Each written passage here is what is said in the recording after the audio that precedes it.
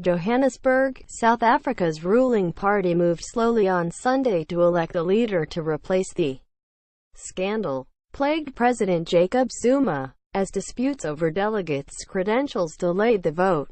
Officials with the party, the African National Congress, said a new leader would emerge on Monday morning at the earliest.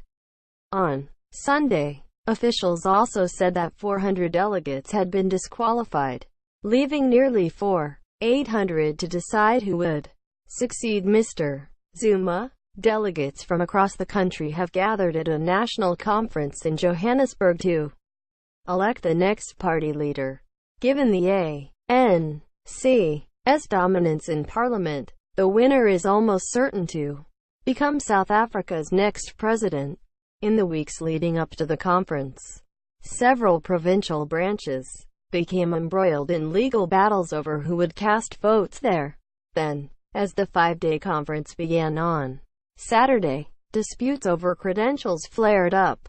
The party's Deputy General Secretary, Jesse Duarte, said officials had taken care to go through the process properly to avoid possible legal challenges. This is to ensure credibility of the process, Ms. Duarte said at a news conference. The two frontrunners, Cyril Ramaphosa and Nkosazana Dlamini Zuma, Mr. Zuma's ex-wife, have been locked in a tight race, each representing starkly different visions for the party that has governed South Africa since the end of apartheid.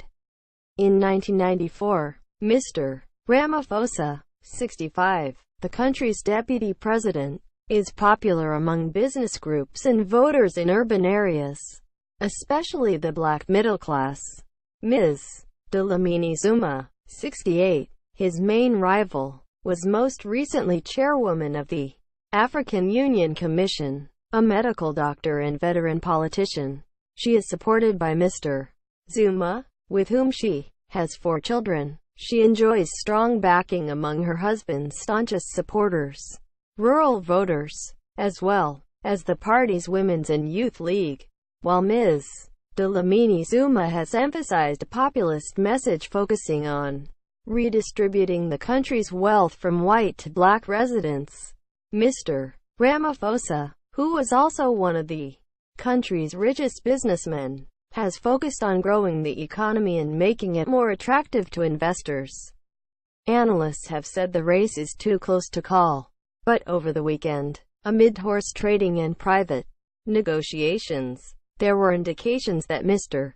Ramaphosa was pulling ahead. The local news media reported that the disqualification of the 400 voters appeared to have favored Mr. Ramaphosa. The party's national chairwoman, Baleka Mbete, who had also been running for party leader, announced that she would endorse Mr. Ramaphosa. Ms. Mbete said that in discussing with him the challenges facing the party and the country, "We have agreed a whole lot more." Quote, she said there was never an opportunity to hold similar discussions with Ms. Dlamini Zuma. Yeah.